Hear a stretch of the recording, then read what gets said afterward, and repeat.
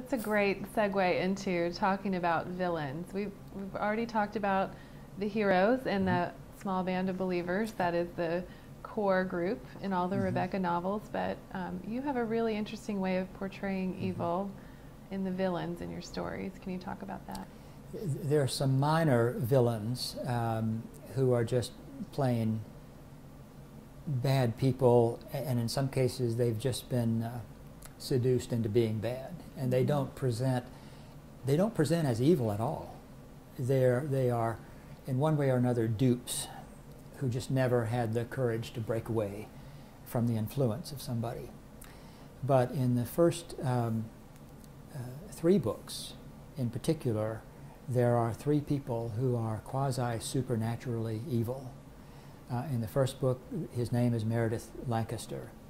In the second book, his name is Edward Jameson. And in the third book, it's both Edward Jameson and his sister, Helene.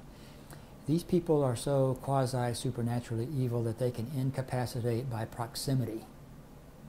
You can be weakened just by, physically just weakened, even Rebecca, just by being close to them.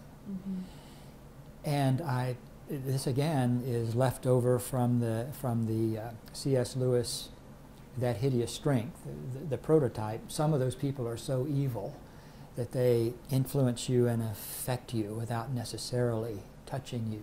They can breathe on you, and you are weakened. Even Rebecca in the first book, in a moment of weakness, is actually driven to her knees by the evil in which she finds herself.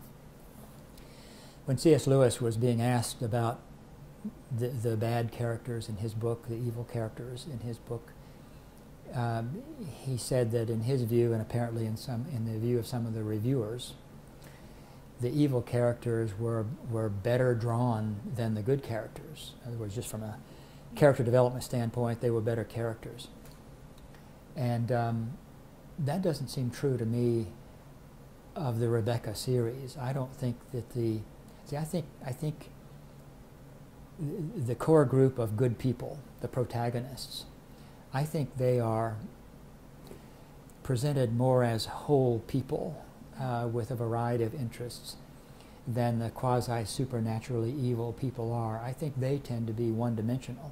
And if you read C.S. Lewis's didactic works, that's what he actually says in his didactic works as distinct from his fiction. He says, evil sort of looks the same when you look at it hard from one person to another. But the saints, the variety in the saints is enormous. I think that's one of his main teaching points.